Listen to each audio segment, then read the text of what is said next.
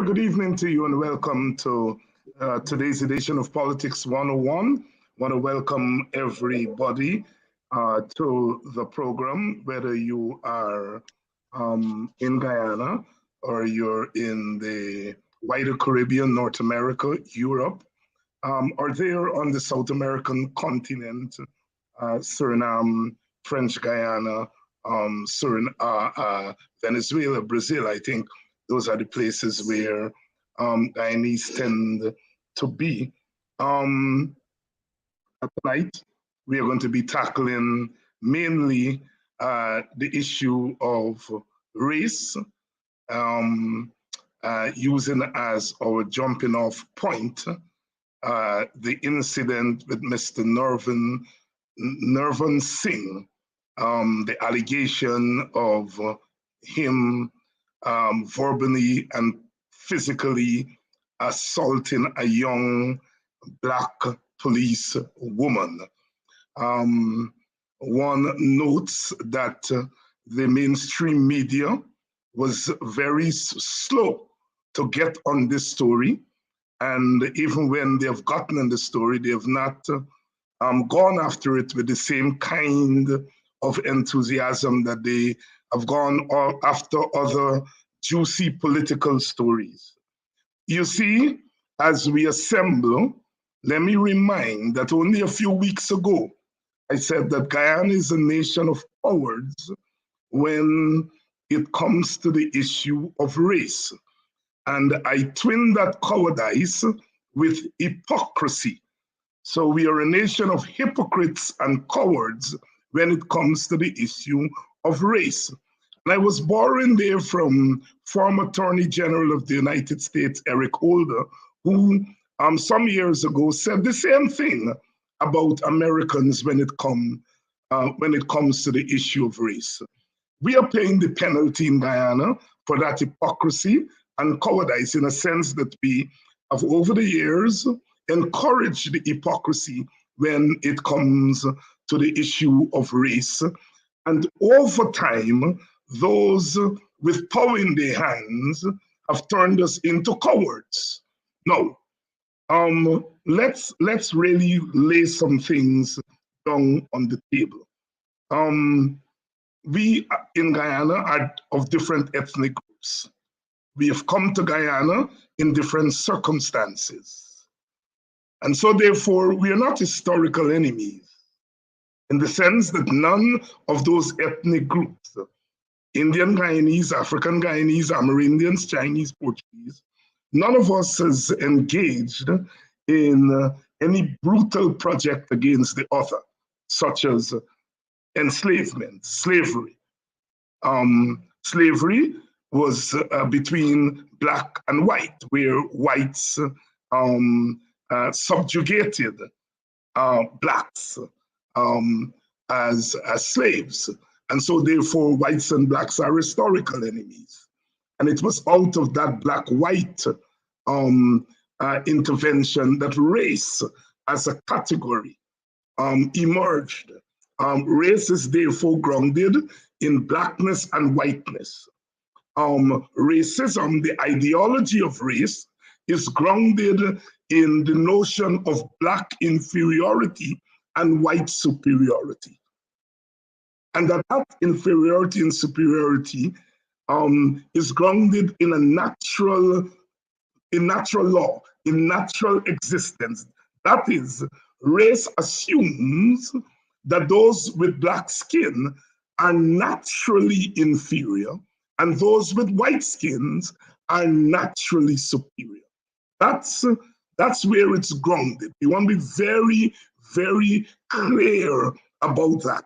It is not as a race you become superior when you are on earth, or you become inferior when you are on earth. No, you are born inferior and you are born superior. That's where race comes from. Now, I started by saying we in Guyana, we are ethnic groups with not a history of racial antagonism.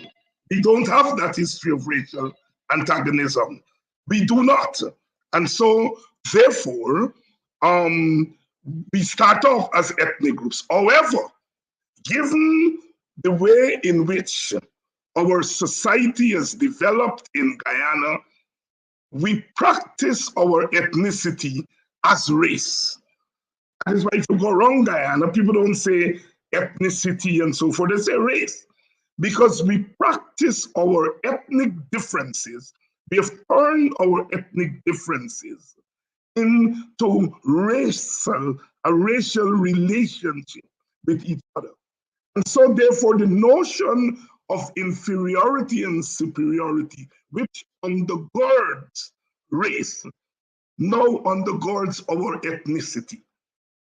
And making this point because there are some idiots in Guyana who accuse us of fetching an American concept into Guyana. Race is not an American concept, although race emerged first in America. Race is a universal concept, a universal notion.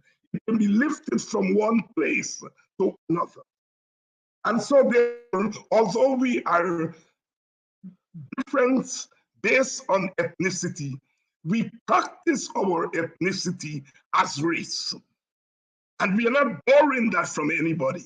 That is what as a reason. So therefore, if the binary of race starts off as black and white, other groups have to fit in what we call the color code. It is natural for groups to gravitate to that which they perceive as privilege.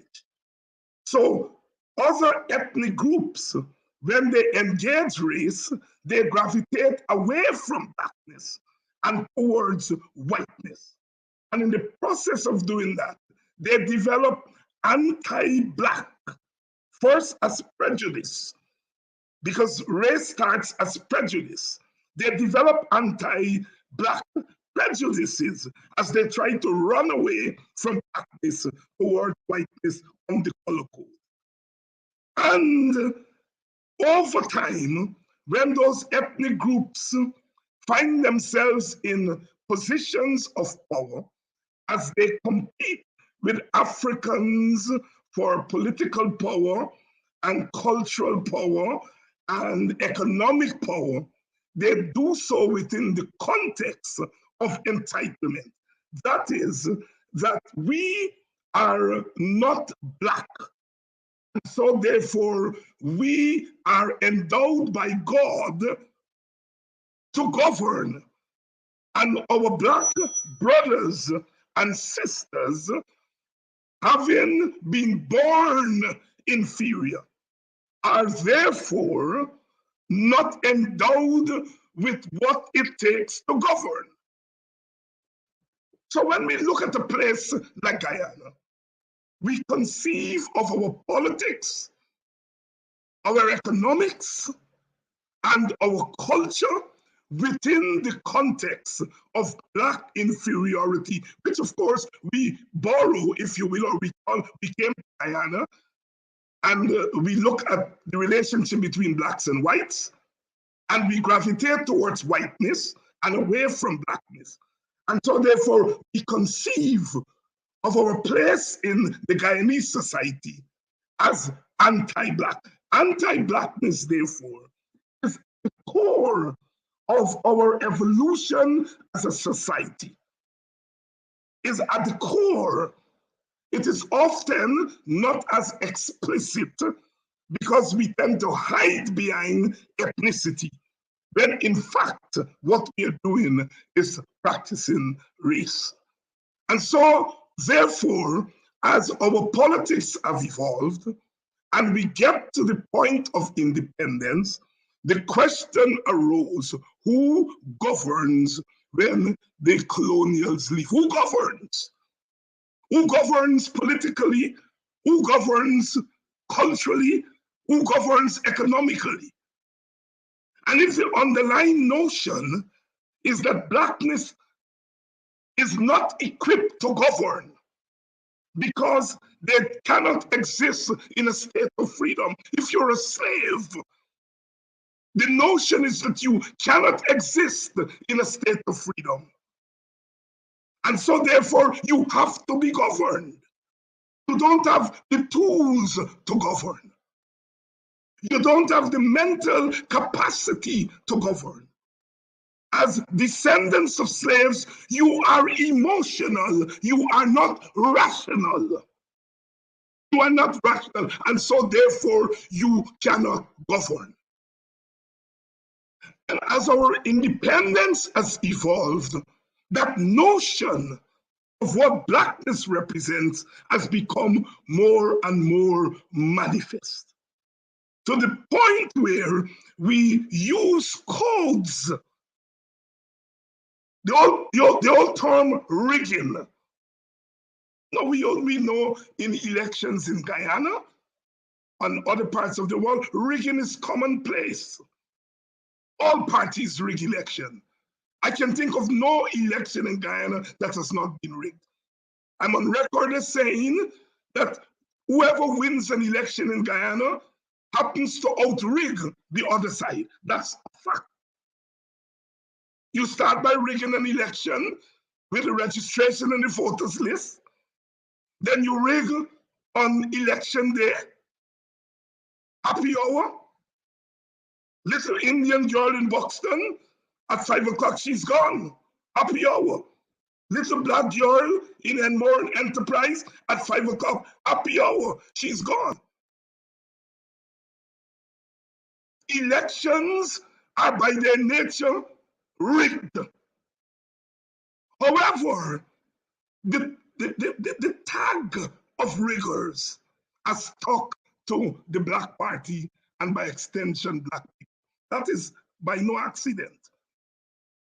Even though the other side rigs, the tag of rigging has stuck to the darker ethnicity. Any accident? No. Because those people, as one PPP leader says, when Indians vote for the PPP, they do so because the PPP is a working class party that governs in their interests. They are therefore making a rational decision to vote for their ethnic party. But when blacks vote for the PNC, they're doing so because they're fooled by the PNC. And so therefore, their decision to vote for the PNC is not a rational one, it's an emotional one. And this is from a PPP leader who was president. Said so in my presence and I went crazy. But that is the belief. And whether he is saying so intentionally to mean that one side is rational and one side is non-rational, one side is superior and the other side is inferior. Whether he sets out to do that, that is what he ends up saying. We are rich because we save, but because we don't spend money on partying. We are rational. You are not rich because you don't save and you don't spend money on the right things. You are not rational. We know that they get black people who save them miserly. So saving is not driven by your ethnicity or your race, yet we have made saving a racial value that one group has and the other one doesn't have. You look around Guyana now, who can party more than East Indians? Who can wind up and carry on more bad than East Indians is now in our faces. Yet the party tag is given to black people and not to Indian people. Partying, as we know, is a function of economics. The more money you get, the more you sport. But in Guyana, we make partying a function of race. And we do those things in order to make it very clear about who is superior and who is inferior.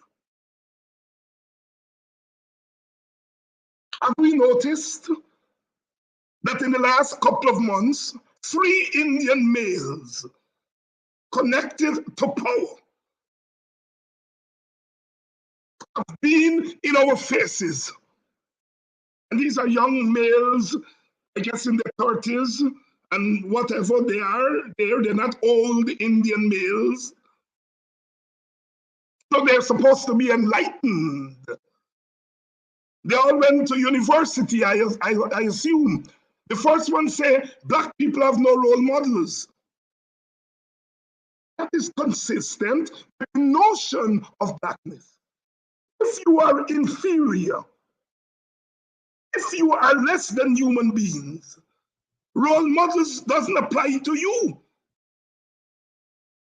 And so therefore, it is incumbent on the superior race to create models for you. What we call in race studies the white man's burden. In Guyana, we call it the Indian man's burden.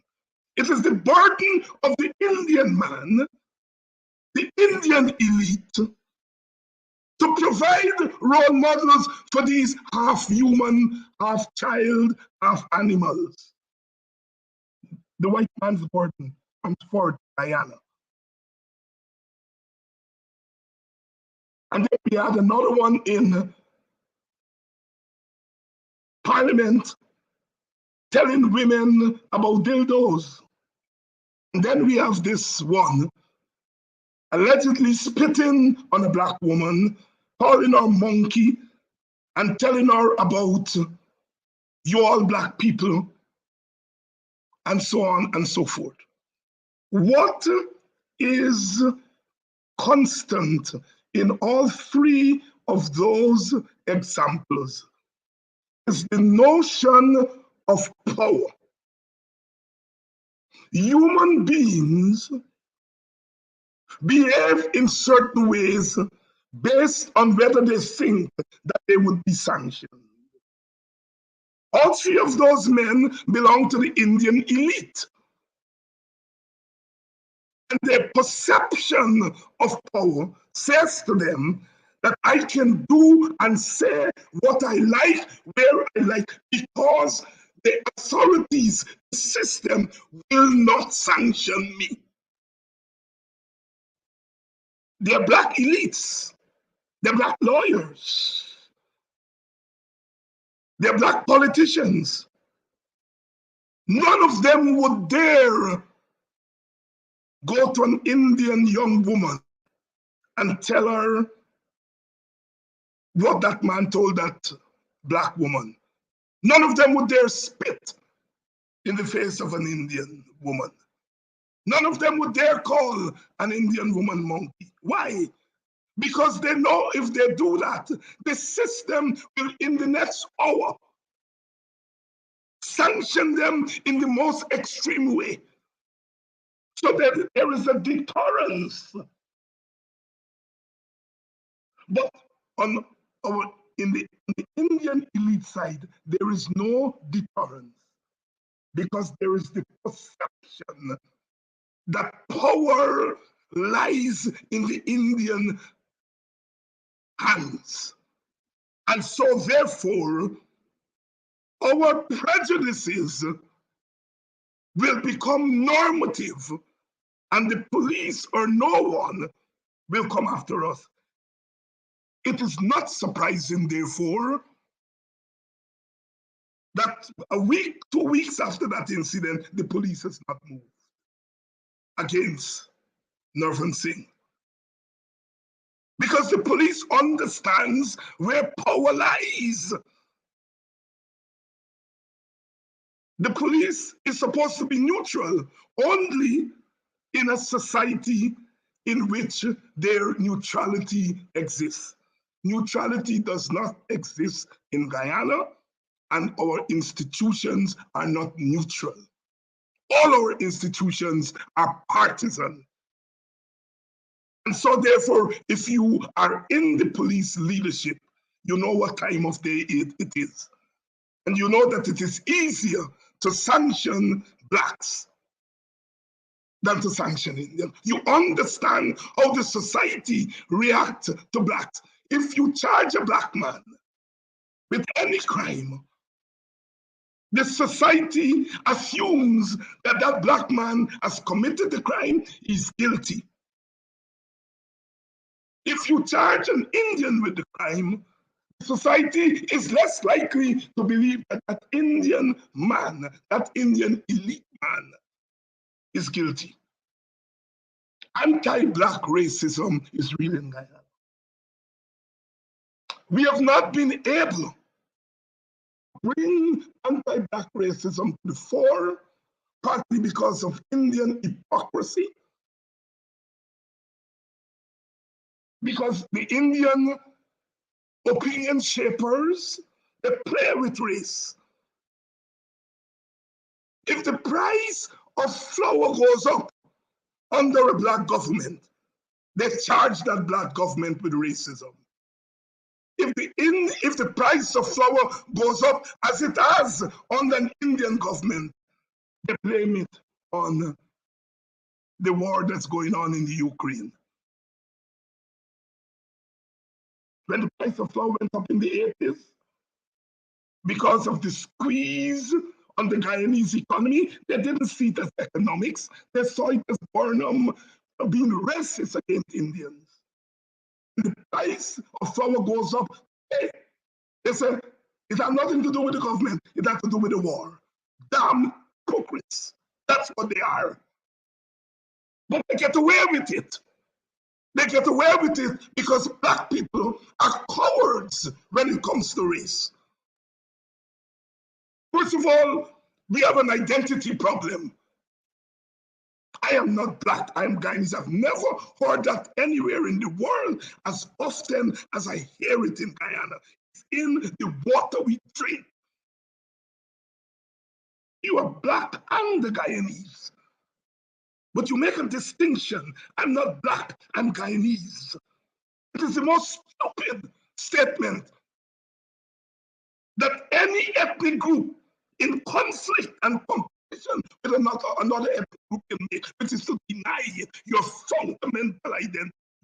Black people do it up and down the ladder. Up and down the ladder. And when we deny our identity, we allow other people to define us. Because we are not defining ourselves. And even when we acknowledge our race, we have quickly to say our suffering is not unique to our identity and circumstances. Indian people suffer too. Well, of course, Indian people suffer too, and Amerindian people suffer too, but black people, given our historical evolution, given that we are the only ethnic group that was enslaved, chattel slavery, we experience the same suffering, but we experience it differently. Black people have not come to grips with that. So, the more we deny our identity, the more we deny that we are beaten up by others because of our race, the more we allow ourselves to be beaten. We are equally responsible for what happened to that young woman. We, black people, are equally responsible for what happened to that young woman because we are cowards when it comes to race. What's wrong with David Hines? I will hear probably on this chat right now. Everything is race. What's wrong with him? Why can't he talk about Jack Dio and Irfaan Ali and so on? As if what Jack Dio and Irfaan Ali are doing has nothing to do with race. That's what they want us to talk about. And so here we are in Guyana, in which Black people encourage beating up on themselves. Racism has to do with power, whether it's actual power or the perception of power. If you're Indian, you may not have economic power. You're a poor worker. You're a poor fisherman. What you do have is the perception of power because the elite of your group has power. But you have the perception of power, even if that reality of power doesn't exist. It's not rich Indian men who tell Black people they're lazy, that's why they're not rich. It's poor Indian men and women who tell Black people you're not rich because you're lazy.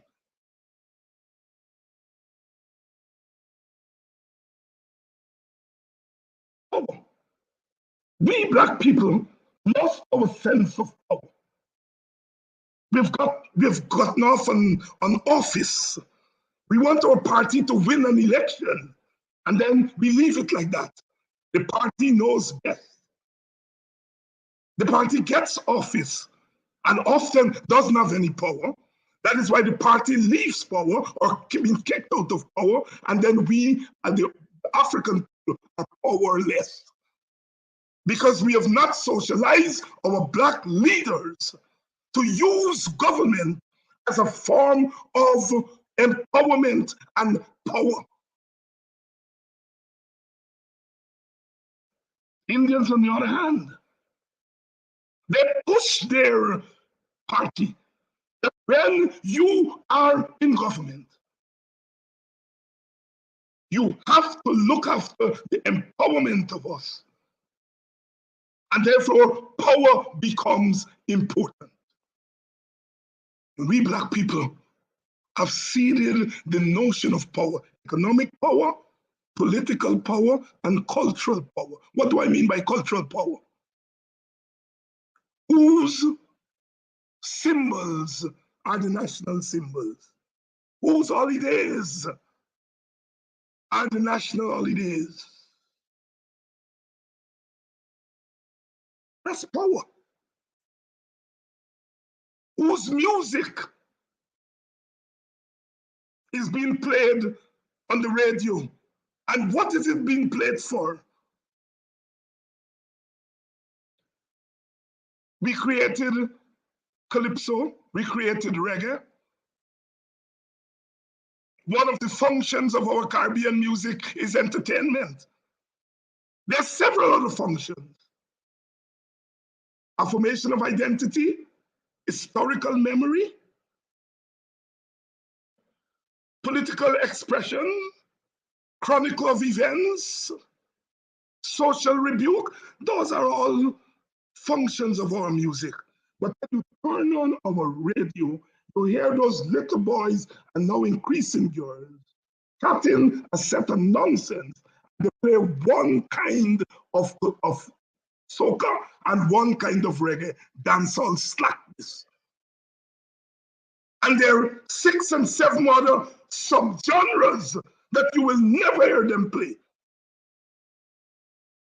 Have you ever heard any DJ play Sparrows, I Am a Slave?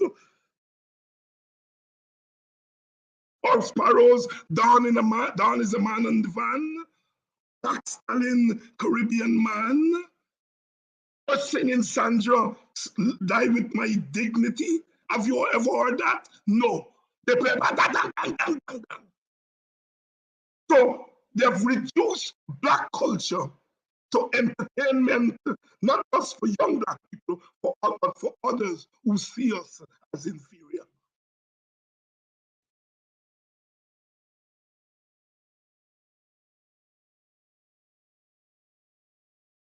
As we once again have to discuss race and discuss racism against a young Black person, I want us to grapple with what I have been trying to say in the last couple of minutes. When we talk race, we talk nonsense because we talk on the surface, because we are reacting.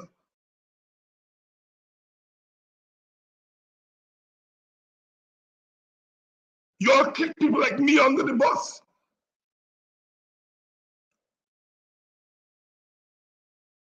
Because y'all don't want to hear intelligent discourse about race.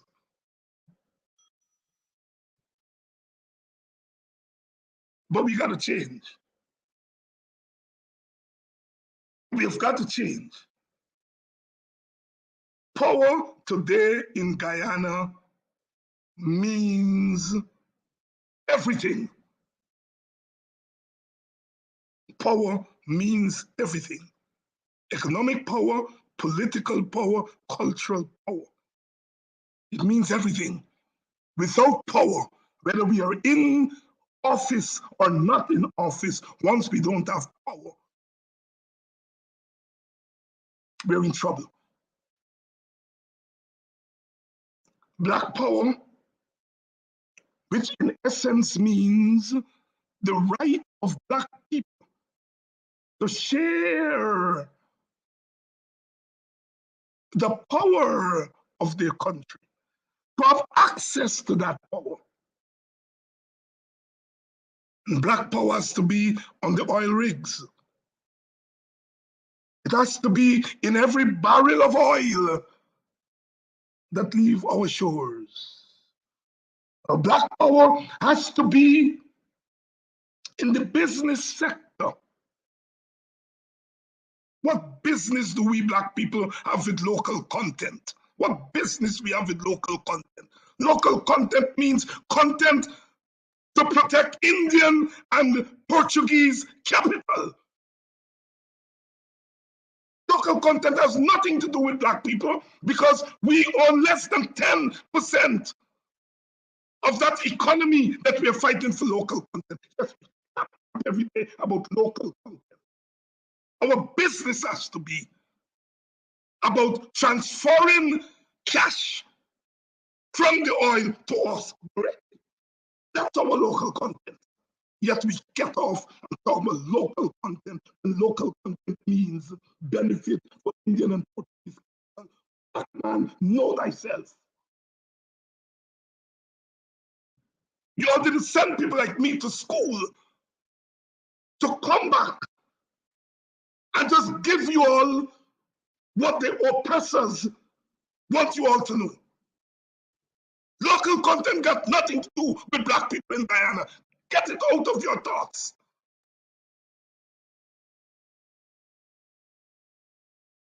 What it has to do with, as far as the oil is concerned, is that whatever money they get has to go into your pockets too. Get off it. Contract. Contract. Let those who are fighting to change the contract fight to change it. Because the more money that comes with those contracts goes into the hands of Portuguese and Indian elite. Let them fight for contract. You fight for cash money in your pocket. Your priorities right, Black people. Get your priorities right. The interview tonight is with the men that they call the bad boys.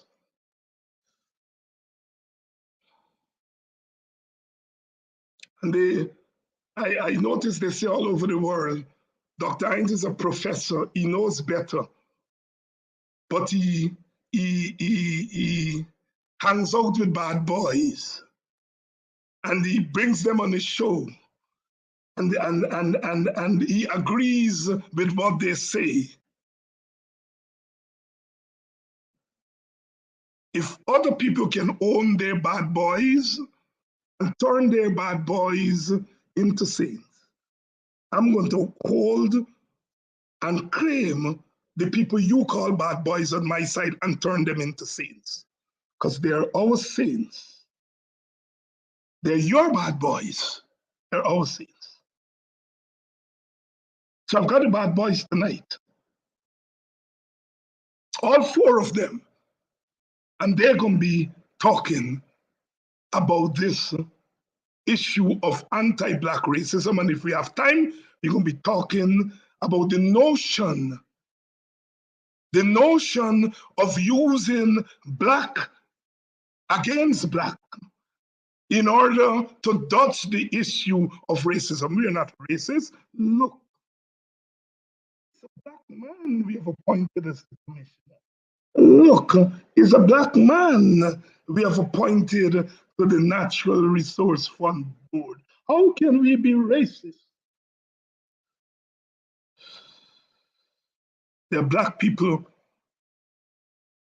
who are more white, who are more anti-black than other people. A long time, Hans Fanon talk about black skins, white masks. And we have them in Guyana, and we are not going to be fooled by your use of black mannequins, because that's what they are. Black mannequins, you use them to put on your storefront to say, black people, come in and buy my products. Look, I have black mannequins. That's what they are, mannequins. I'm going to take a short break now, and I'm going to ask you all to ponder what I have introduced here as we listen to women who are about to take the power of the woman. We're not just enough to be spat upon and to call monkeys, we are not.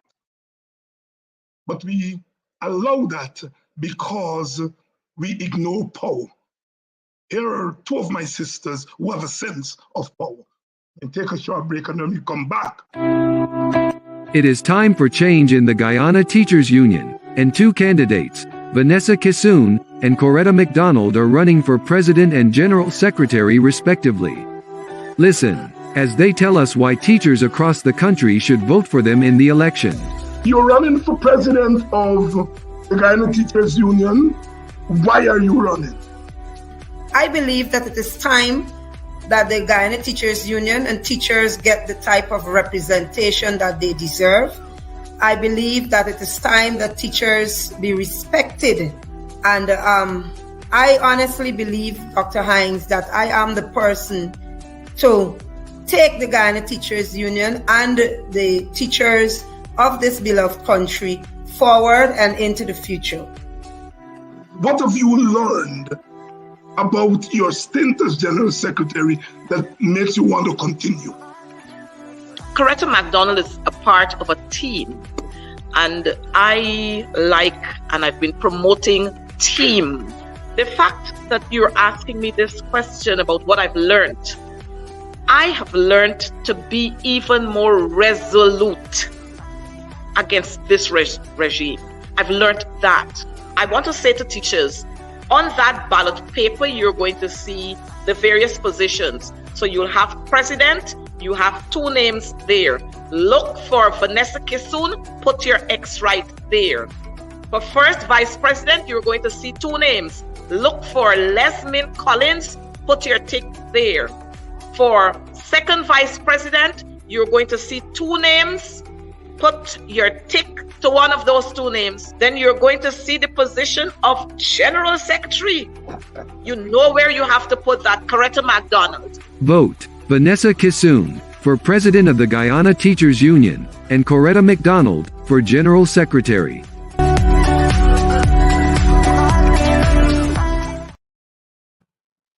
Thank you very much and welcome back to Politics 101. I stand behind those two ladies and I want you to stand with them. And whether you are a teacher or not, you got family as teacher, you all call them and tell them vote for those two women, because the question of power is on the line, or the union hall, in our classrooms, wherever. Vote for Coretta McDonald, Vanessa Kissoon and their team. Let me bring in my guest tonight, the bad boys, as they've been labeled by those who believe that they have the power to define who we are. Brothers, come on in.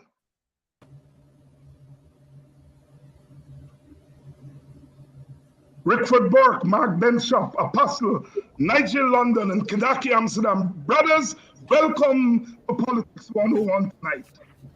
Good We evening. got some heat going on Good here evening. tonight. And we have got some heat going on here tonight.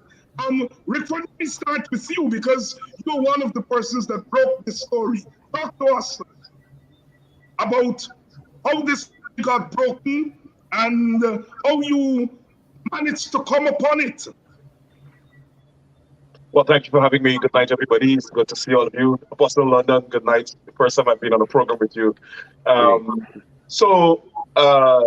A source contacted me about this incident and alerted me to the fact that this young man had allegedly spat on the policewoman, called her a monkey, and chased her out of her yard, and that she had reported the matter immediately to her supervisor, her sergeant, her corporal, and she left the location. She called in and she did everything by the book, according to police procedure. And then she left the location. She walked out. When she walked out, the young man followed her. She was in a business establishment, well, in front of a business establishment opposite the house. He came behind her and told her she couldn't be in anywhere, any vicinity there in front of their homes, and she must move. And she moved, and she went to, I guess, the operations headquarters of the Special Constabulary of the Guyana Police Force, where later her sergeant brought her back, right? You're abused by somebody and they bring you back. Go back right there. So they brought her back. And the next day, I understand that she spoke to the leadership of her command and nothing happened. And so I understand that she started to talk to colleagues about her incident and her family members. And it was somewhere between her family members and her colleagues, I got this information. Now, I made sure that I did my due diligence. That's what we do here at CGID. I did my due diligence. I spoke with police officers. I spoke with senior police officers who said to me, you should condemn this because nothing is going to happen. And that's what I did. Now, when we put this information out at first, the police command live on my page, my social media pages. I guess they're monitoring it for whatever purpose. But immediately, I understand, they called her like, why you went to Rickford Borough? We're not going to investigate this matter because you know that we have problems with our man. This is the leadership of Ghana Police Force. And so they did nothing, even though this young lady kept saying how, and of course I'm getting this information from sources, but credible sources with the direct information, even though she said that she was traumatized, whatever it is, she's scared. This man had pulled gun twice. 2 police officers have expressed that he pulled a gun on them. One female black. And so she was scared that he was going to do that to her, but they took her back there. And but she was told that if you follow up this story, you're going to lose your job because you know how these people are. They're in power and you can't go up against them. And so she retained an attorney. And as you noticed, an attorney at law, UC Anderson, wrote to this young man and with a pre-action protocol letter, which is a procedure in the law that you have to go through before you file a lawsuit in Guyana's jurisprudence. So, and my understanding is that no official response to the letter has been made, but people have been making phone calls. But what is most disturbing to me is the fact that the Guyana Police Force has flatly refused to arrest this young man. And I'm glad you asked that question. You think a black attorney, Dr. Hines, can spit on an East Indian woman, a police officer at that, and get away with it? Now, my understanding is that the disturbance caused police to react that night. Police officers from the Alberton police station responded. And when they realized who it was, they just talked to them and left. And on to this day, even though she went back, she gave a statement to the police command that requested it. She went and made an official report of assault at the Alberton police station. Nothing has happened. And that is because the East Indian elitists in Guyana, as you rightly said, control the black folks, the clowns, the puppet, like Clifford Hickens, in the police force. And I shudder to think, I was with a colleague today, a friend of mine, who's a judge. And I was showing her a report, a TV report, TV newscast report on this incident, right? And she said that she didn't want to hear it anymore because she can't believe that is happening in 2022. And she asked me plain, why haven't you gotten onto the State Department for them to cut off funding to the Guyana Police Force and cancel any projects that the United States government is funding? I said, well, I have to talk to our members of Congress and talk to the Biden administration. We're going to get to that kind of work later on. Let me bring in Mark Benschop. He has some seniority here in the sense that he himself has been a victim of that kind of behavior. He has been railing against that kind of behavior now for decades. Mark, again, we have to deal with this question of anti-Black racism, not from isolated places like Philippi or Buxton or any of those places, but from the perch of our power structure. Talk to me. Thanks for having me, Dr. Hines, and thanks for that introduction that you made earlier. Good night to fellow panelists. And I guess tonight is going to be not fiery from my part, because I noticed that my good friend Adam Harris is not on. So having said that, I just want to thank you much for that. And Burke mentioned earlier, Rickford mentioned earlier that the police hierarchy monitors his page. I just want to say that they monitor all of the pages on social media. And Dr. Hines, as you would know, I mean, that's what they waste taxpayers' money by doing, by monitoring what we're doing.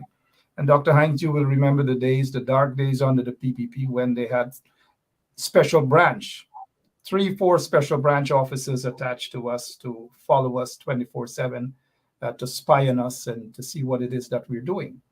And what they have done, they have expanded that sort of so-called intelligence, illegal intelligence, to spy on some of us who reside in the United States of America. I think Rickford had mentioned that a couple of weeks ago, brought it to the attention of members of the public. We know of a case that is currently engaged in law enforcement officers in the U.S. Concerning Chinese intelligence officers who are spying on Chinese dissidents in the United States. It is illegal. It is a crime. And so those who are engaged in that sort of illegal practice out in Guyana, and those stooges in the Guyana Police Force, they should be placed on notice. You did speak in terms of the racial hostility and the racism in Guyana. Mr. Burke spoke about this allegation that is leveled against a police officer. And it is not surprising to me that members, and maybe all members of the Guyana Police Force, sit and accept this sort of behavior, allegations or not. It reminds me back in 1943 in Harlem, when a white police officer, I think, shot and killed a black soldier out there in Harlem. And guess what happened? All of the police officers, the black police officers, put their guns down and protested against that form of brutality and racism, economic injustices, racial injustices, and all forms of injustices. I believe that the time has come for members of the Guyana Police Force to take a page out of those black officers out in Harlem back in 1943, who took a stand on behalf of the people who were being brutalized. Apostle London, let me bring you in.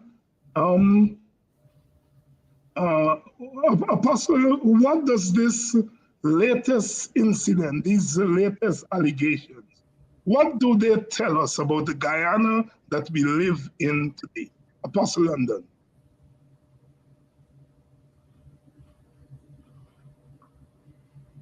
Panelists, Is Apostle London? Yes. Greetings and shalom to you all.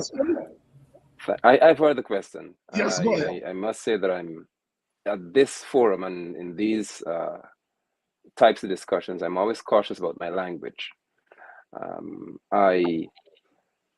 have said shalom, I refuse to utilize the Caucasian taught concept of greeting, because we have to address what has happened, as you so aptly put it earlier, to us as a people.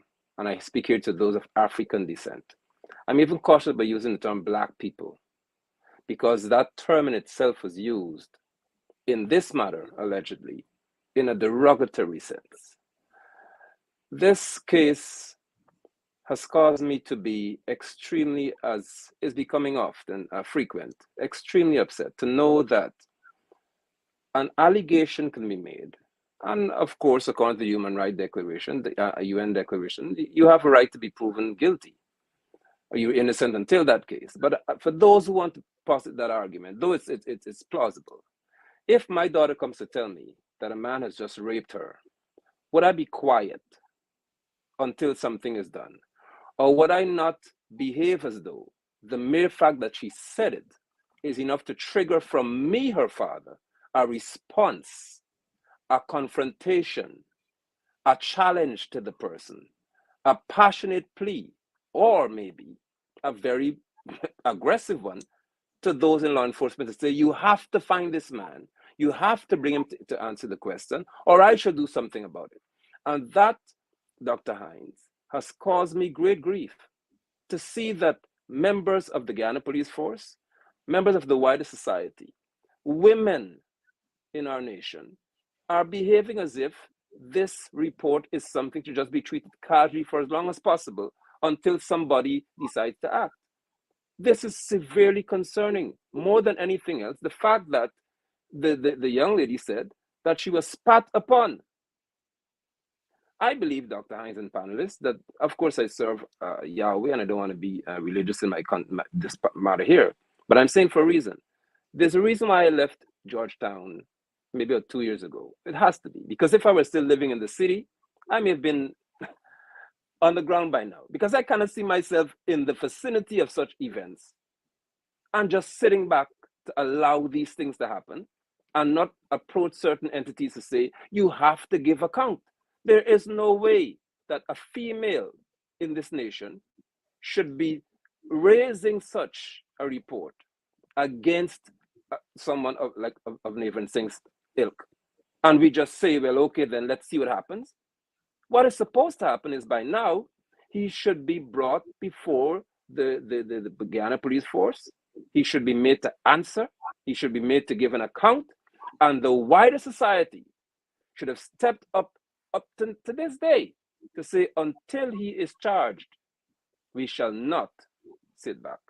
I am so saddened that it seems as if with every passing day, the African and those of African descent are eager to receive the brunt of disrespect in the name of eating or surviving.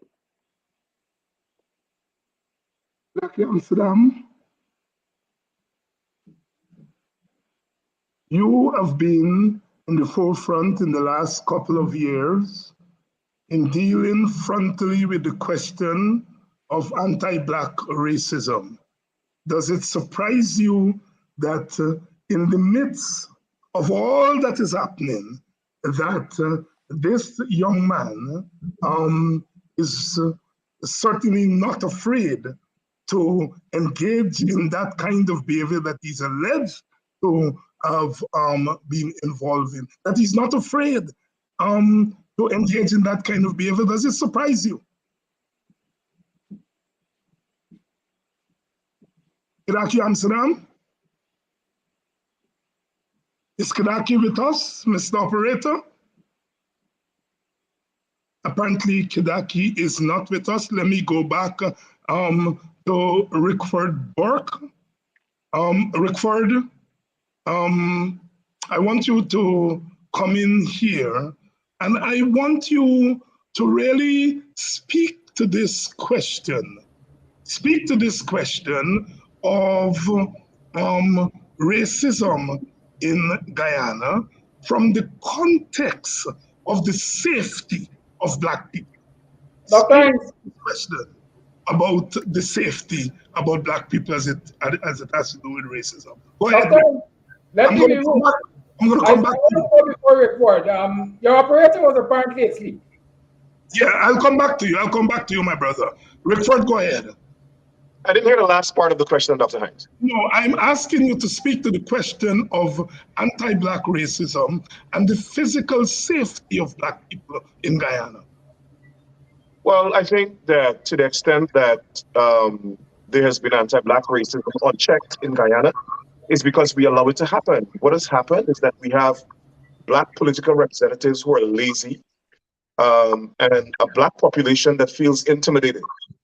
A Black population that accepts what you said, that there are some African Guyanese that the PPP uses to attack the Black population. And in most cases, those people have a problem with Black people. And when you have people like Mark Phillips and Onish Waldron and Joe Hamilton and Juana Jill, who's in a class by himself, encouraging or being complicit with racism, then you get nowhere. But the main thing is the population. And I've always said to Black people in Guyana that look at what happens here in America. Mark just spoke about the incident in Harlem. But look at what happened with George Floyd. Everybody came out, Black, white, whatever it is. But mainly Black people, we will have to start standing up to racists. And these people in Guyana that practice racism in the PPP, it's innate, it's congenital. And for those who aren't born that way, they are learned, it's learned, they're taught it, and they practice it, they see it, and they see that their elders and leaders get away with it. There's no question about that. And so what has to happen is that we as Black people have to, one, unite and stand together as one. Two, we have to confront them. This country doesn't belong to Bar Jagdeo or whatever it is. It belongs to everybody. And the fact that you have Bar Jagdeo and Orfnali and these guys preaching this thing, that here, listen, if you're not with the PPP, if you're not East Indian, you can't get business, you can't get job. Who the hell is these people, right? But we accept it. We accept it, and so they practice it. And you know, for instance, the USCID just put out a report calling for joint management of the country's resources. Robin Singh, who was Bart Jagdeo's advisor, or whatever it is, he put out a letter disagreeing with that. So what is the disagreement? That these resources only don't belong to everybody, belong to only East Indian people from the PPP? But we said nothing. And I think nobody said anything in the leadership of Guyana or in the opposition. They allowed something like that to go. And so over time, Guyana has been conditioned, Guyanese. It's a part of our culture that Black people are abused, and we just accept it because people like David Granger allowed it to happen. People, the former opposition leader, they allowed it to happen. So now is the time when we have to raise up a new generation of leaders who are resolute, who are determined to fight racism, and don't be afraid. We have to rise up against the racism. And we will come back to that. Let me bring in Kedaki for the first time. Kedaki, I put two questions to you. As you move around Guyana and as you speak to Guyanese, is this latest incident an isolated incident, or is it something that is normative, is becoming normative in Guyana? That's one. And second, do you think we have reached the point in Guyana where Black people have to be fearful for their safety?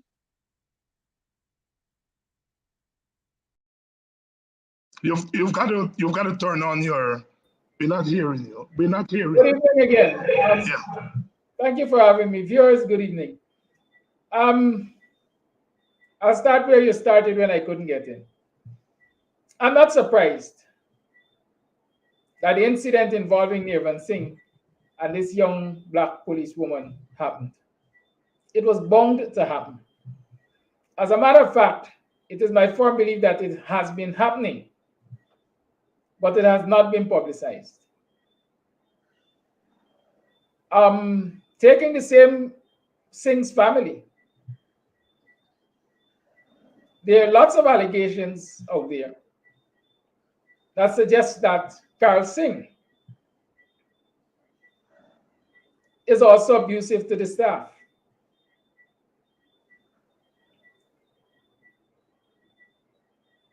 in the world of work, there are lots of allegations out there that suggest Roshan Khan is abusive to his staff, who are predominantly black. These are, of course, allegations because like I said, they're allegations. All those I things to be said true. they're allegations. They're allegations, right? There are lots of allegations. Right, but we don't know them to be true. I wanted to know what's happening in the larger society. Is it that these things, this anti-black racism is happening there in Buxton, it's happening there in Annandale, it's happening there on the ground, you are there. Is it that what we see happening to this young lady is representative of something that's going on in the wider society? I'm detailing the instances of allegations. Yeah, but let's stay away from people's names. Sometimes I can understand that. Yes, I don't have money to give to people for libel. So let's stick to the issues. Where the big Indian merchants operate on Regent Street, there are lots of allegations of young black folks being treated badly when they're employed and being discriminated against for employment. Right? And so I am saying, I pointed out all of these instances to say that this kind of abuse of black people has become normative. It is present across the country. It is present. Some people do it, as we like to say, on the down low. But the likes of Nirvan Singh, with their financial and other resources, have been emboldened to do it openly. And they've been emboldened because the system turns a blind eye on it. Those who are tasked with protecting and serving the society, including black folks, are all indebted, or they feel they are indebted to the rich and powerful, and those who have connections to the political power, and so they do nothing about it. And so the likes of Nirvan Singh are simply emboldened, and so they're coming out. They're coming out and perpetrating these acts openly. So yes, it is becoming a norm in society. And the fact that it is becoming a norm, black people have to be very fearful for their safety. They have to be very fearful. The question is, why was it allowed to become a norm, or why that has become a norm? Because black people are seen as having no representative. As a village boy, I know that nobody dare mess with me, the last child out of 11, because my 8 brothers, my 7 brothers will come down the road looking for them. Blacks in this society currently appear to have no representative, because the very people they put their trust and faith in for representation for the greater part are themselves turning a blind eye on these incidents. Mark Benshaw, am I out of place when I say that black people must be equally responsible for what is happening in terms of anti-black racism in Guyana? I think you are correct. There's nothing wrong with that, and a lot of our energy spent fighting each other as well, and destroying each other, breaking our leaders down. We keep this blaming our leaders when things don't go our way. We become emotional. We tend to throw them under the bus. We tend to disrespect them. And we spend a lot of time and our energies on things of that nature.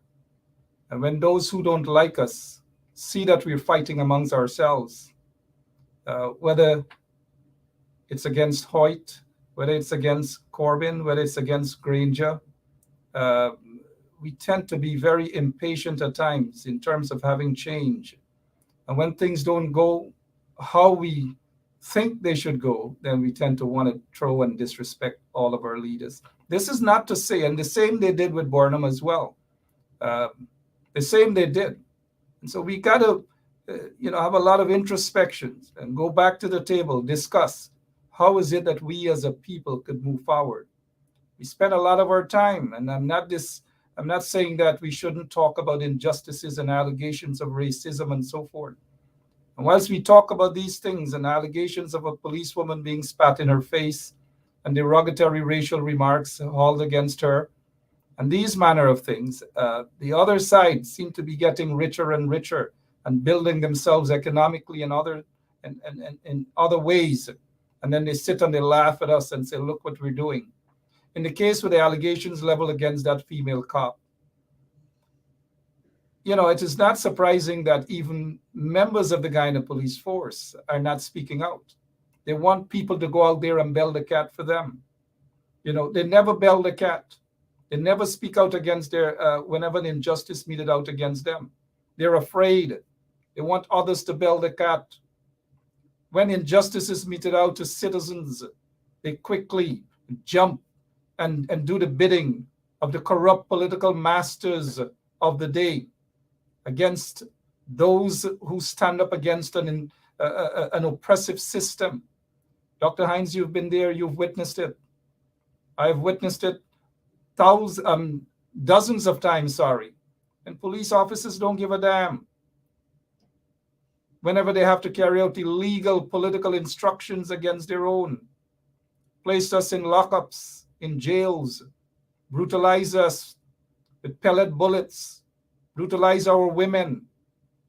Some of them get paid to be part of the Phantom Squad and killing squads, to kill each other, to kill members of the society.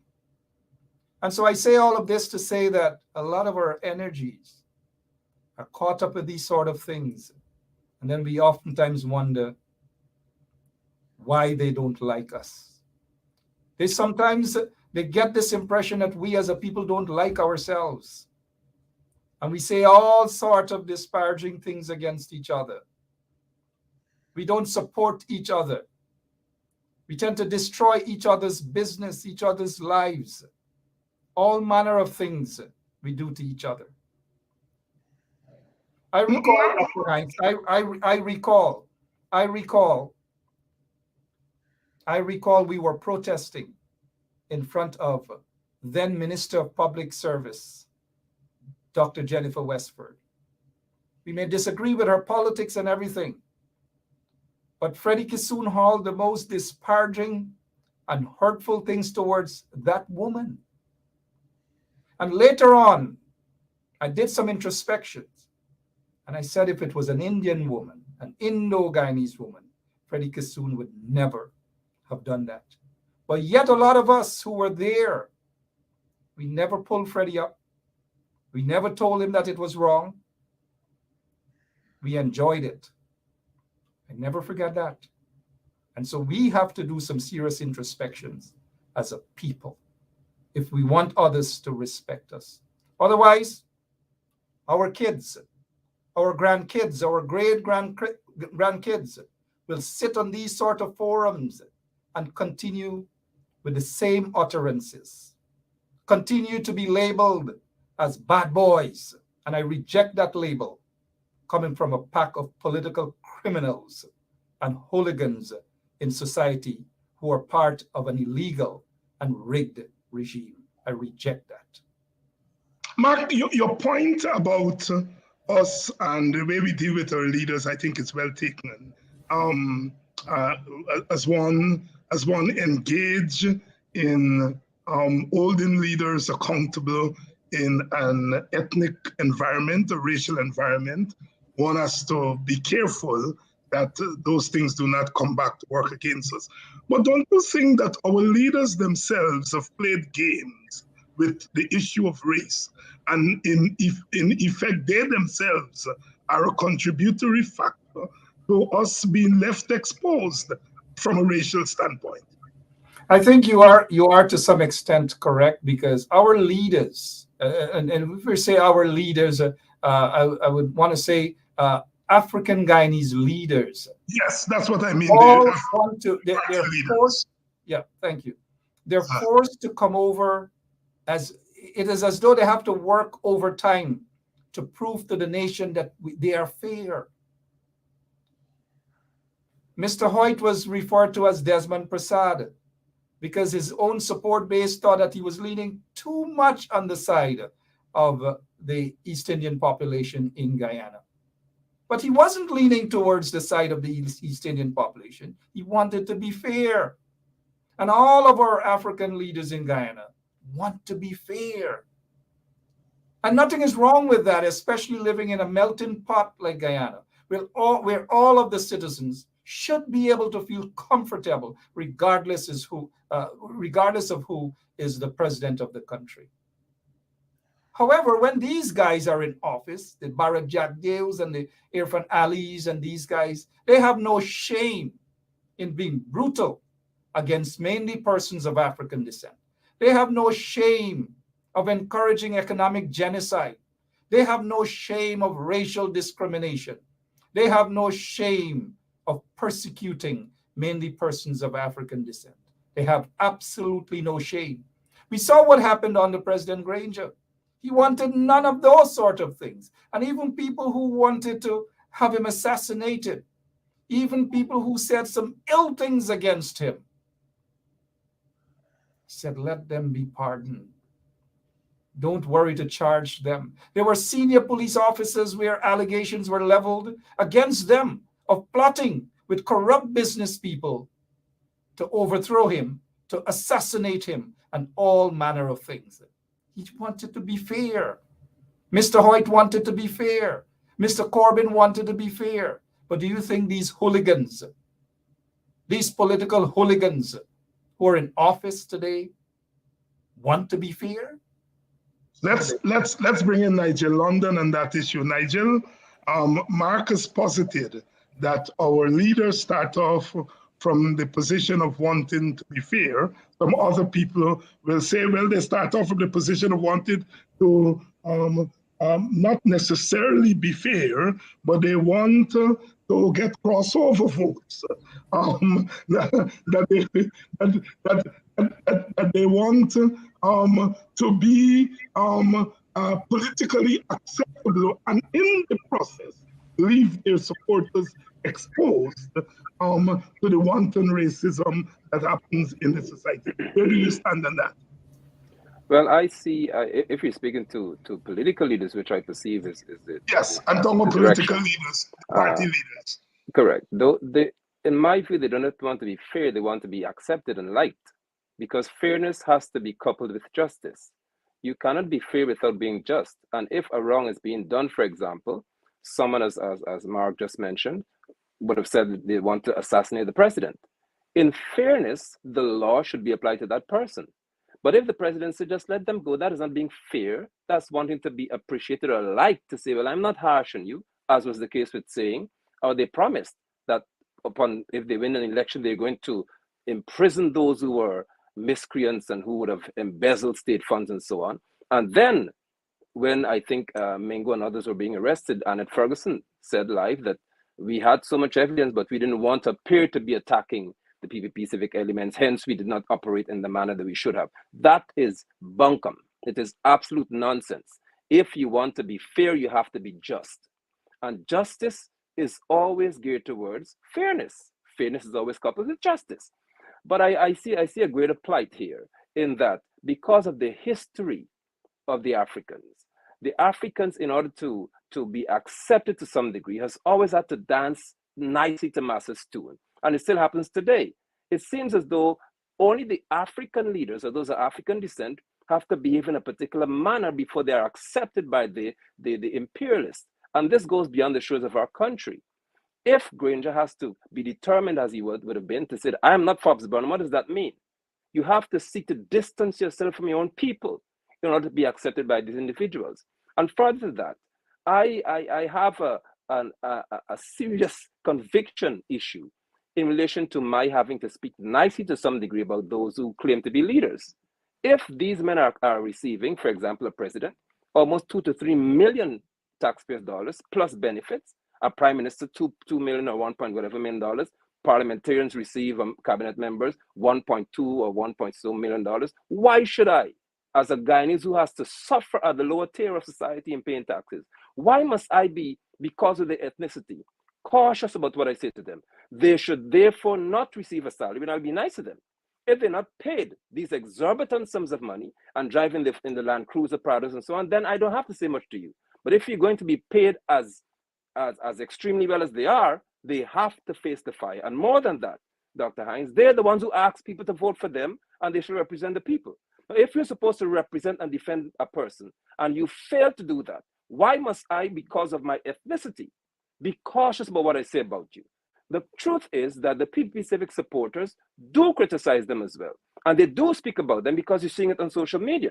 However, the difference is that the PPP is quick to react to those supporters and seek to appease them as quickly as possible. Conversely, those from the PNC and APNA FC have sought so quickly to say, you are against us, we're going to crush you even further. And that is the issue. It is not about how we speak about them, it's what they do to us when we speak against them. And that is a crisis that has faced the Africans for decades. We are yet to free ourselves from being too soft to receive criticism. And it's just upsetting to me.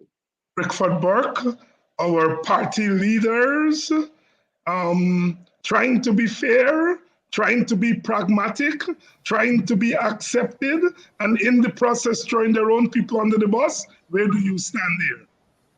I stand squarely with Pastor London. I think he hit the hammer on the head. But before I go to that, I want to come back to something you raised with Mark and Kadachi. Listen, Black leaders in Guyana do not understand power. That's the first thing. They don't strategize around power, and using power, using political power to enhance the lives of their supporters and for economic empowerment of their supporters. That is why people call I work for Desmond Hoyt. Everybody knows Desmond Hoyt is my so-called father, right? But what Desmond Hoyt did not understand, and what I used to tell him, is that he has to empower Black communities. There's no way the People's National Congress should have been in power for 20-something years, and their support bases in different parts of the country aren't economically empowered. There's no way that David Grendy should have been in power and did, as far as I'm concerned, not much for Black people. Listen, the party, the coalition, and the PNC has to understand international politics. And this is, you have to empower your base. That's where your votes are. And once you empower your base, that's when you empower the rest of the country. But you have to strategize and conceptualize and implement public policy that benefits your base first. That's what the Republicans do. That's what the PPP is doing. The PPP empowered their base economically, politically. We don't understand that. The other thing that Pastor London said that I completely agree with is that whenever, first of all, our politicians, Black politicians, are so aloof, they don't even know themselves, right? They don't go into the community like the PPP and talk with the people, understand what the people, how the people are suffering and what they want, what their needs are, and then fashion policies and the budget to suit that. They don't do that. They tell the people what they want. And the other thing is that once you criticize them, they attack you. They don't analyze and internalize and say, hell, listen, what Rickford Burke has a problem. You know how many people in the PNC have a problem with? If I took on the PNC, I would never support them. But I don't care. I'm a leader. I could take the attacks. What I care about are those poor people that the PNC and the coalition go to and ask for their vote, and they entrust them with their vote and ask them to represent them, and they let them down. That's where my focus is. So I don't really care. You know, the 9 PNC ministers plus the First Lady came up to New York to fight me about the Guyana independence, right? And attacked me and said all sorts of things. Write the United States government and tell them not to support the independence celebration that I'm heading. But it got them nowhere. And I'm still supporting them because I saw it as nonsense. They missed the boat that we are representing Guyana internationally. There are no other soldiers around the world that have permission to march with uniform in the United States. Guyana is the only country. And so I was selling my country. But coming back to the point is, We don't understand economic empowerment. I don't think David Granger understood how to empower his base. I don't think the PNC understands that. They have to come up with a strategy of empowerment so that our people, their people, Black people, their base cannot remain poor. There's no way we could have an oil and gas economy, my friends, and have this wealth gap where that Dr. Hines just spoke about local content. Indeed, local content is only about rich Indian people. They don't give a damn about Black people. This is about East Indian empowerment. There's nothing wrong with East Indian empowerment, but equally, we must have empowerment of Black people and Amerindian people and everybody. That's what we must fight for. But the PPP has a philosophy, and that's why we're having this program of ethnic dominance. They want to dominate everything. Black people mustn't get nothing. Oh, the Black man support the PNC. He can't have a business in Guyana. Oh, that Black business over there support Granger. His business must shut down. Oh, the Black man buy a property, take it back. And that's what bothers me. That these people could sit down at night and say who must survive in the country and who must be killed and who the police must arrest and who they mustn't arrest. Who are these people? Bar Jagdeo is virtually a war criminal, and David Granger rehabilitated him to the point where he could have stood with the ABC ambassadors and have them support him. What nonsense is that? The man should have been facing court and going to jail for the things that Bar Jagdeo did. But David Granger doesn't understand political empowerment and how to use it to make sure that there's justice, like Pastor London said. They didn't understand that. So they rehabilitated Bar Jagdeo. When Bar Jagdeo was arrested one time, you know what David Granger said? Oh, a former president must not be treated like that. Nonsense. Nonsense. The former president was head of a government that murdered Black people unconscionably, committed genocide. And the world is quiet, just like the world is quiet now when this racist East Indian attorney, the son of the chancellor, spat in the face, allegedly, of a Black policewoman, assaulted her, and the world is silent. Why? We have given away political power. And the PPP understands that. They realize our leaders don't represent us. And they realize that there's some Black people, you could give them money and position, and they will sell out everything, even the family. And that's who they have been using against us. So we have to get an awakening as Black people. We're not racist, but we're under attack. And this is how we fight back, by educating our people and calling upon them to rise up and fight and defeat racism. Our foreparents did it, so we have a blueprint. We know how to do it. Kidaki Amsterdam, our Black party leaders, trying to be fair, trying to be pragmatic, trying to be loved, trying to get crossover votes? Which one, or is it all of the above? I think it's all of the above, and it results in their failure. Because let me tell you something, if you really want to be fair as a Black leader, or as a matter of fact, any political leader in this country who wants to be fair when they have political power, as in control of the government, they must start by addressing the plight of Black people who Jagan several years ago said are at the bottom of this social ladder. Left, right, and center, you look around this society, Black people are feeling the brunt of discrimination. Black people are feeling the brunt of the economic strains. Black people are definitely at the bottom of the social ladder. And so if a Black leader comes to power and wants to be fair, we're not saying he has to take away what the other ethnic groups has. But what he has to do is institute policies. I like to talk about affirmative action. He has to institute policies which will bring Black people out of their disadvantaged state and put them on equal par, or put them on par with the other ethnicities. That is being fair, right? That is being fair. But what we are seeing, or what we have seen over the years of most Black leaders, who have gained political power in this country is them, what people like to say, kowtowing to the other ethnicities to prove that they are not discriminatory and they don't hate the other ethnicities. I am not saying they have to discriminate them. I don't say they have to hate them. But I'm saying their policies have to be in place to bring blacks to an equal standing with them.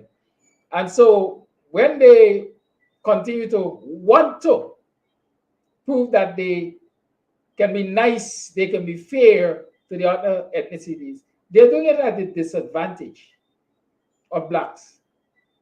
And so by doing that, they are further putting us under the pressure, according to the man in the street, putting us under the pressure. Because their policies are further empowering and enriching the other ethnicities, while blacks are left to struggle. Right? Look at all the policies of, not all, a lot of the policies of Desmondite. Anybody who wants to really analyze the Desmondite era, for example, will tell you that Desmondite's policies were responsible for a lot. As a matter of fact, perhaps was responsible for Indian businessmen controlling the quantity of wealth and resources that they control in this country currently. It has not worked for black people. Many people will tell you that, I think they will say Tulsi Prasad, right? Got a very big break on the Desmondite. And there are lots of other places that can be named. And likewise, look at the leadership of David Granger not so long ago. The majority of Granger's policies to bring people out of poverty were implemented in the interior regions. And so, yes, in this quest to appear fair, in this quest to be liked, in this quest to win crossover votes, black leaders have failed black people miserably. And they are major contributors to this problem that we have. Mark Benchop, as we ponder this latest incident, can Guyana as a country afford to ignore the question of race as a clear and present danger in our country? Let me repeat that question. Can Guyana as a whole continue to ignore race as a clear and present danger in our country?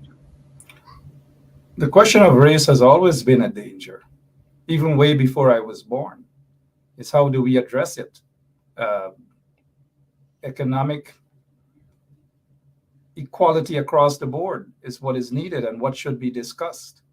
I take a slightly different approach as it pertains to our African leaders in the country. I think Mr. Amsterdam said that they have failed us. I don't necessarily blame all African leaders in the country, political leaders, of having failed us. We have to take at least some responsibility for that, right? I recall as a little boy during Bornum days, hearing the big guys in the village talking about, Bornum couldn't do this and Bornum didn't do that for them and all manner of things. And I also heard that Mr. Bornum as president was disappointed in the reaction of the Black support base. I don't know how accurate that is, but that is what I heard too. And I'm saying that we should also accept responsibility and not just put all of the responsibilities on the doorstep of our leaders. I recall in the early 90s when I moved around some parts of New York City with Mr. Hoyt. I took him to meetings in Brooklyn, in basements. And after Mr. Hoyt left, there were those same guys, some of whom now claim that they're YSM members, they're big PNC members and all these things. They used to argue and say to me, Mark, why you brought this man down in this basement? Why you brought this man on 49th Street by Georgetown Food Market or John Blue Real Estate or wherever? This man didn't do nothing for Black people. We don't want to see this man. And I was like, wow. And then after Mr. Hoyt, then you had Mr. Corbyn. Our people started to complain again. And then we're hearing the same thing about Mr. Granger now, the same complaints and complaints. And we are hearing a little bit of that now against Mr. Orbie Norton. At some point in time, it has got to stop. And we just can't put all the blame on our leaders or African leaders. It cannot happen. And some will run away with this idea that David Otter Granger and maybe other political leaders of the PNCR or even president have not done anything for Africans. Let me remind those who would jump on the pulpit and try to blame David Granger for every single thing. It is unfair, because here's a man who took over a coalition, had to manage other political parties with snakes in it and Judases in it. And this is not pointing any fingers at the WPA, because I leave them out of that, right? We know who are the Judases and the snakes that voted against one of the best and fairest governments that we have seen in almost 25 to 30 years in Guyana. It wasn't easy to manage a coalition. It wasn't easy to repair a country that was damaged, 23 years of damage by a dictatorship, by oppressors like Jack Day and others. It wasn't easy to do that. But you know what? Our people hardly have patience. And so we're quick to throw our leaders under the bus and destroy them just like that, as quickly as possible. And it's unfair. This is not to say, Dr. Hines and the listeners, that Mr. Granger or any other political leader haven't made mistakes. They have made their mistakes, yes. But I think it's unfair for us to destroy them just like that. Point well taken, Apostle London. Let me get you in here. Can our country afford to keep the question of race, especially anti-Black racism, off the national agenda much longer? We cannot and we should not, because the likes of Prima Manitan, for example, when we had the issue the other day, she said it, that the rule that doesn't exist in mainstream education, she said it may have had roots in a colonial era, and it is discriminatory in nature because it targets specifically one group of people.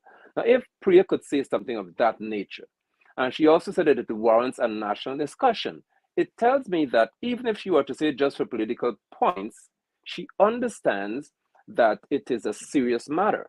I have been seeking for quite a while for us to have this discussion. I can even sense within me that some persons are uncomfortable because we're speaking so directly towards one group of people. And I'm even more bothered about the fact that African descendants are uncomfortable about themselves. And they would shy away from such a conversation because they don't want to be labeled as racist. There is cause for us to understand that unless we have a serious discussion, a national discussion about the plight that faces the African descendants, we shall go nowhere. If at the United Nations level, they took the time to devote 1 decade, 10 years to African descendants, to say we've suffered for so many years that we must now begin to have international conversations about descendants of Africans. Why is it that Ghana is so cautious about having a national conversation? I am not racist if I love myself. I'm not racist if I love fellow Africans. I'm racist if I hate another ethnic group because they're not like me. But we have the right to have a discussion about the economic disparities, about the fact that Africans, even in the banking system, are not given a fair shake in reference to what we have access to. We are seeing on a continuous basis that the culture now is about class in our society. And because the Africans have been so delayed in economic progress, they are yet to attain that stature that gives them the right to sit at certain tables to speak. We must have this conversation.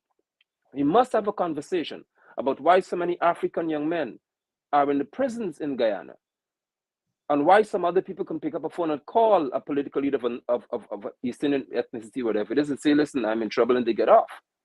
These conversations are warranted, Dr. Hines, and the longer we take to have them, the worse shall be the outcome when we decide to do it. Kedaki Amsterdam, Is there time, just as we're talking about a national development strategy, and we're talking about local content and all these big policy, is it time that we begin to talk about race, especially anti-Black racism, as a national problem? As I said, a clear and present danger. Definitely. The time is now. The time is long gone. This discussion should have been had yesterday. If we're talking about national development policy, the development of every ethnic group in a society ought to be part of that policy. And so the ethnic disparities must form a part of that discussion. If we're talking about local content policy, when you look at local content policy, who is benefiting right now from local content? One ethnic group controls perhaps 90% of the wealth in this country. And so who will benefit from local content? If local content right now is focused on who benefits from the oil industry, for example, oil exploration, who controls, do you know of any Black entity or individual that has stake in an oil field in this country? So yes, we have to discuss the issue of race and ethnicity when we're talking about local content and we're talking about national development strategy.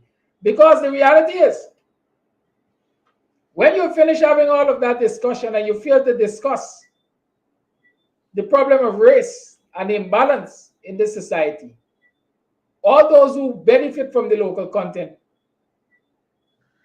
except the Blacks who are not benefiting, will certainly be at risk. Because when they have not find themselves in a corner, they are going to do what is necessary to either balance the playing field or claim their ounce of blood. And that's the voice of Kedaki Amsterdam, political commentator, host of the morning program, Bostonian Morning Time. We're going to take a short break. Have a plug in there for our sisters who are running to head the Guyana Teachers Union, and then come back for some wrapping up and closing thoughts from our panel. It is time for change in the Guyana Teachers Union, and two candidates, Vanessa Kissoon and Coretta McDonald, are running for President and General Secretary respectively. Listen, as they tell us why teachers across the country should vote for them in the election. You're running for president of the Guyana Teachers Union. Why are you running? I believe that it is time that the Guyana Teachers Union and teachers get the type of representation that they deserve. I believe that it is time that teachers be respected. And I honestly believe, Dr. Hines, that I am the person to take the Guyana Teachers Union and the teachers of this beloved country forward and into the future. What have you learned about your stint as General Secretary that makes you want to continue? Coretta McDonald is a part of a team, and I like and I've been promoting team. The fact that you're asking me this question about what I've learned, I have learned to be even more resolute against this regime. I've learned that. I want to say to teachers, on that ballot paper, you're going to see the various positions. So you'll have president, you have two names there. Look for Vanessa Kissoon, put your X right there. For first vice president, you're going to see two names. Look for Lesmin Collins, put your tick there. For second vice president, you're going to see two names. Put your tick to one of those two names. Then you're going to see the position of General Secretary. You know where you have to put that, Coretta McDonald. Vote Vanessa Kissoon for President of the Guyana Teachers Union and Coretta McDonald for General Secretary.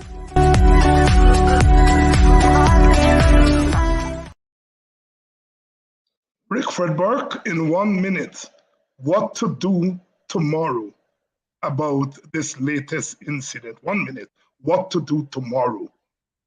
Well, I think police officers should Black police officers and all other police officers who believe in justice should report sick or stop going to work or something. There needs to be some sort of industrial action in the police force to make sure that there is justice in this case and that this man who assaulted a police officer is held to account. Police officers should also understand that if a rich East Indian man or person commit a crime against you, nothing will happen. Guyanese of African descent should understand if a rich East Indian person under this administration commit a crime against you or multiple crimes against you, nothing is going to happen. You might have to take justice into your own hand. That's something I want people to start to understand. And also, let me finally say this. We need a program for Black empowerment in Guyana. For instance, in New York, or in many countries in the United States, they passed a law to make sure that women and Black contractors are given some sort of special preference in the procurement system. And that's because of racism. And it's something Kadefki Amsterdam spoke about. It's a form of affirmative action. And that's because we are so disadvantaged. We're so late to economic advancement that we have to put some measures in place to mitigate this massive wealth gap and the continued impoverishment of Black people. We need that in Guyana. So I want everybody in Guyana to join me to ensure that we fight for laws now that empower Black people, whether it's in the procurement system, whether it's in business, whether it's in the school system, whatever it is. We need affirmative action in Guyana. Pastor London, what do we do tomorrow? Pastor London? We should do what we should have been doing all along, which is that we should be on the streets of this country. We should, by all means, cause it to be a shutdown of affairs or normal affairs in this nation. It cannot continue that way. I must plead to all Guyanese, appeal to you. This is time for you to be awake and alert. If you fail to act, you shall regret this in the not too distant future. We must act with strength and unity. And I thank you very much for the opportunity. To the panelists, I am certainly grateful to have shared this platform with you all. And to those who are monitoring me and others, good night. Kidaki, we wake up tomorrow, what to do? Wake up tomorrow and shut down the capital city. Because the capital city is the seat of government. The capital city is the seat of the police high command. The capital city is where the enablers on a daily basis turn their blind eyes to the abuses being meted out to a certain section of this society. Wake up tomorrow and flood the streets in front of the office of Nirvan Singh and draw attention to the world that is where the racist resides.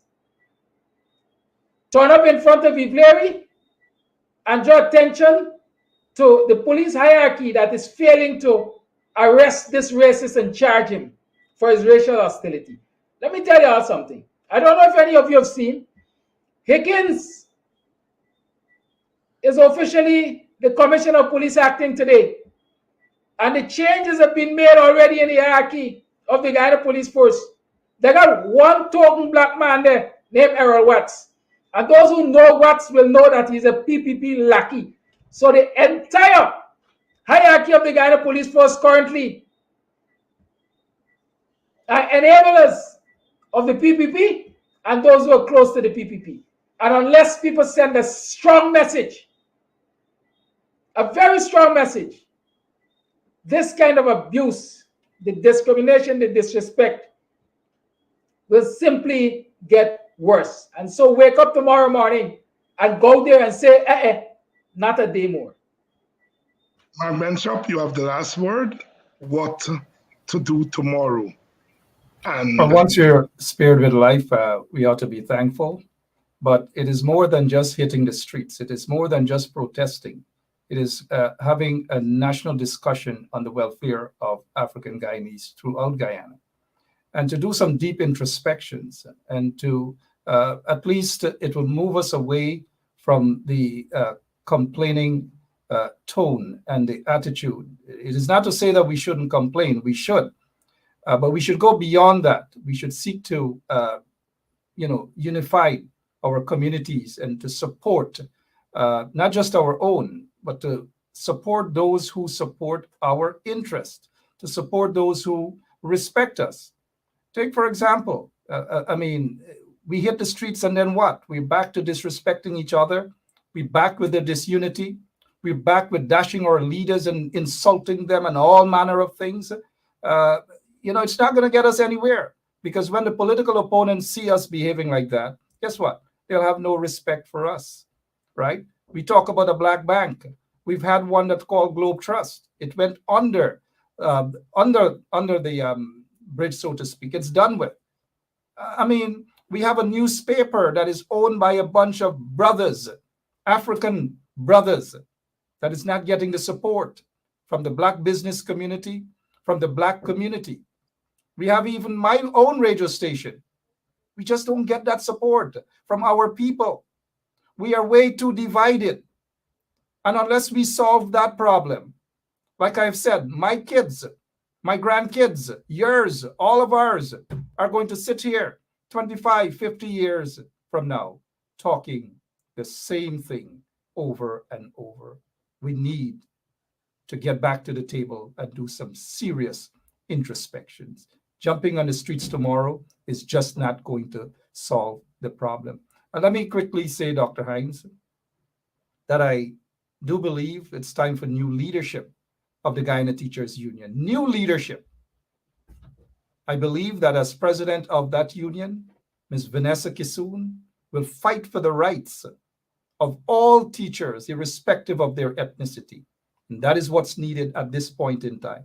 We do not need unions, whether it's the Guyana Teachers Union, that they have leaders that are pandering to oppressors and collecting crumbs and feel that that is okay. Vanessa Kissoon will make a heck of a good president of the Guyana Teachers Union. Good luck. Thank you very much, Brother Mark. And I want to just endorse what Mark has said.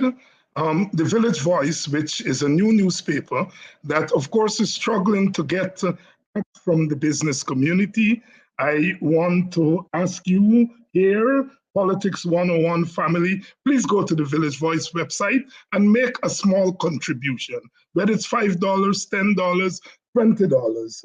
Please go now to the Village Voice website and make a small contribution so that we can keep that news outlet which is highlighting and issues such as the ones we're talking about tonight. Go to the Village Voice website right now and make a small contribution to keep that newspaper online and on the stands in Guyana. I'll have more to say about that tomorrow night. I want to join my brothers on what to do tomorrow. Quite apart from going and make a contribution to Village Voice, I want you to continue to do, which I've always believed is very effective, undermine this government. It's a government that has worked against your interests, that has undermined your interests, that has undermined everything that you believe in. And so therefore you in turn should undermine the government. You do so in the cover of your anonymous condition. You do so in an anonymous way. You do so when no one is watching. Undermine the government. Undermine the government. Wherever you get the opportunity, do it in your silent way. And I don't have to describe to you. You are intelligent human beings. So go to the Village Voice website, make a small donation, and when you wake up tomorrow, start a new round of undermining. Good night, and see you all tomorrow night. Please help keep Politics 101 on social media and broadcast television. If you are in North America, please donate via Cash App or PayPal. If you are in Guyana and the Caribbean and don't have access to Cash App and PayPal, email your pledge to dhines6106@aol.com and we will direct you how to get your donation to us. Thank you in advance for your donation.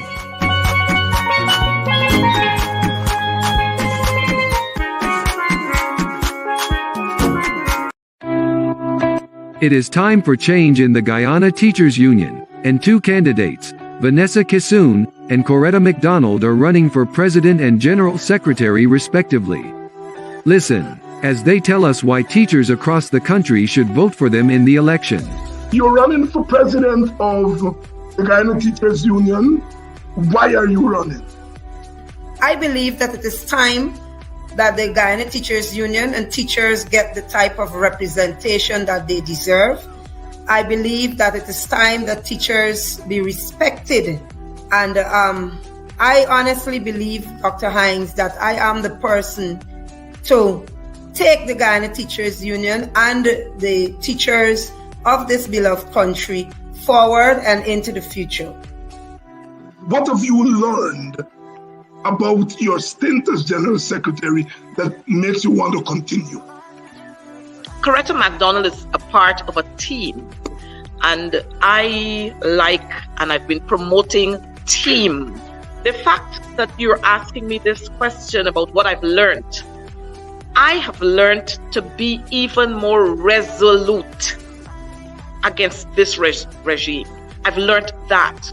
I want to say to teachers, on that ballot paper, you're going to see the various positions. So you'll have president, you have 2 names there. Look for Vanessa Kissoon, put your X right there. For first vice president, you're going to see 2 names. Look for Lesmin Collins, put your tick there.